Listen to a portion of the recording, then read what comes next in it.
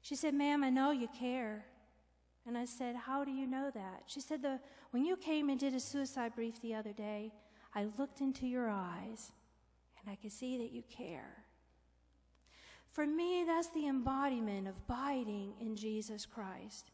For me, that's the difference in the call to ministry versus someone that says they're called, but they're actually just, they're not called to that complete ministry of ordination. You know, it's difficult sometimes in the chaplain corps. I had a 5-hour interview going into the chaplaincy by a colonel. And I got to basic training and found that the guy next sitting beside me only had a 15-minute interview. And this other guy had a 30-minute interview. And on, no one had the experience that I had. And part of me was a little upset, but then I remembered what Colonel Quinn said to me. He was a chaplain. He was a garrison chaplain at Leavenworth. He said, "The reason I'm talking to you for so long is I want to make sure that you are called to ministry and you're called to military chaplaincy. We have too many in the Corps that are not called. They're just here to collect a paycheck." So as I hear that abiding, it doesn't mean that people don't have faith, but to have that extravagant love, to have that openness, to really be where people are at and just simply love them. Love them because they're God's children, and love them because you have an opportunity to hopefully guide them to a better place, to guide them to a faith that's maybe new for them, or to restore them to the faith that they had. And I'll close with this. Again, in my new unit since deployment, we had a private come to me. He's new in the Army, and we call them babies, by the way. We have to take care of the babies, the privates. And he was very, very, very distressed. His dad had lost his job. He's from Arkansas. His mom wasn't working. He had, I think, 3 or 4 siblings at home. No income coming in, no ability to get welfare, nothing. And he's sending all of his money home. An honorable guy this is. And he goes on, and he talks, and I listen, and I listen, and I listen. And I began to ask a few questions to kind of get an understanding of if there's any social services around that can be helpful. We found out Dad was a plumber, wasn't currently certified, but had a way maybe to make that happen. So kind of come up with a plan on that. And he said, "Ma'am, I came to you today because I've done all that I can. I've tried this, and I've tried so many different things to help my dad. His pride gets in the way, and he won't listen, and so I just keep doing all that I can, and today I just decided I've got to go to the chaplain." He said, "I came here to bring it to you and to bring it to the man upstairs, to finally come to the man upstairs and ask for help." And I smiled, a gentle smile, and I said, "And that was your first mistake. You should always go to God first. But you are here now, and we've come up with a plan, and I would really like to sit and pray with you." I'd been given before deployment a prayer shawl. I see that you have a prayer shawl ministry. And I had to explain to him what it was. And I said, "Will it be okay if we use this prayer shawl?"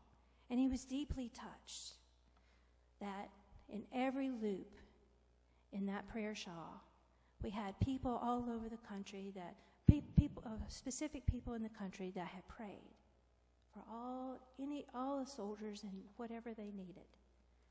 I saw him at our day before our prayer breakfast on Monday, and I said, "Hey, how you doing? I've been looking for you."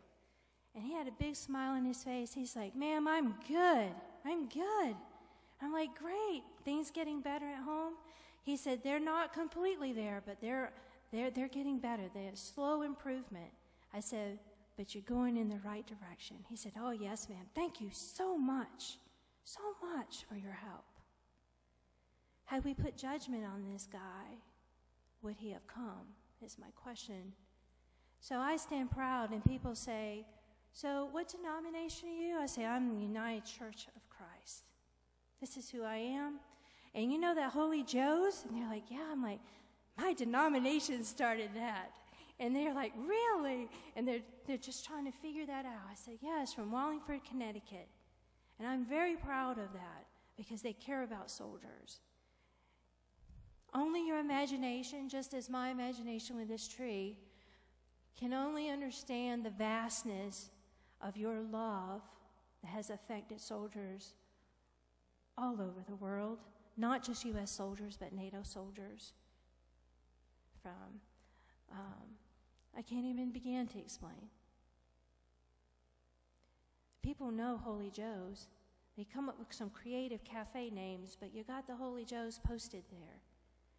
And until the other day, I had never met someone that didn't know who Holy Joe's was. I've been in Fort Bliss. I've been at Fort Sill in Lawton, Oklahoma. I've been in Fort Sam Houston, at BAMC, at the best hospital that the Army has to provide. I've been to Fort Hood that has 50,000 soldiers. They all know who Holy Joe's is because you abide in God's love, and God's love abides in you. Thank you for all that you have done and will continue to do for God's people, and thank you for being the disciple and sharing the fruits of the Spirit that Jesus calls you to do in the Gospel of John. Amen.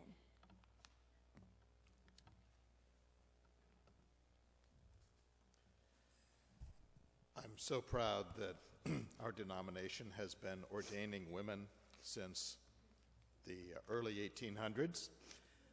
Obviously, we have many gifts to share in sharing that gift of ordination. And Pastor Charlene is so right when she says that our task is to love, not to judge. She would like to make some presentations today, and I know a presentation to the congregation, and I'd like our assistant moderator, Ron Graziani, to come forward for this certificate of appreciation. As he comes forward, I would like to read a thank you note from the 3-Corps chaplain. It's hard to I don't even know how to explain the layers of the Army, but 3-Corps is a big deal, okay? Big deal, and right now he is the chaplain that travels 6 days out of the week all over Afghanistan, and he is my senior chaplain at Fort Hood. His name is Chaplain Colonel Matthew Goff, and he writes this: Thank you for your ongoing and generous support of our soldiers, sailors, airmen, and Marines. In addition to the U.S. contractors, DoD civilians, and the coalition soldiers that are the beneficiaries of your Cup of Joe, I am amazed every time I see a shipment of Holy Joe's coffee come rolling in. At Fort Hood, you delivered 60 pallets of coffee to units that were headed for deployment, of which I took 180 cases for myself. Here in Afghanistan, I have seen pallets of coffee and coffee machines delivered to our chaplains for use in the many that pass through their doors on bases throughout Afghanistan. Your support, experienced by troopers through each cup of coffee, builds morale, increases man-hours of performance, and enables leaders and soldiers to stay alert through the long days of demanding and oftentimes intense work. Your coffee wakes them up in the morning, keeps them going when required, and helps them to relax when the time is available. The aroma that flows from the freshly brewed cup of Holy Joe's coffee creates an inviting and relaxed atmosphere in which our chaplains can work and minister to those that pass through their doors on a daily basis. In many cases, your coffee is what brings them through the door, allowing the chaplain to engage in conversation, build a relationship, and make sure everything is all right, at home and with their team and in their own heart.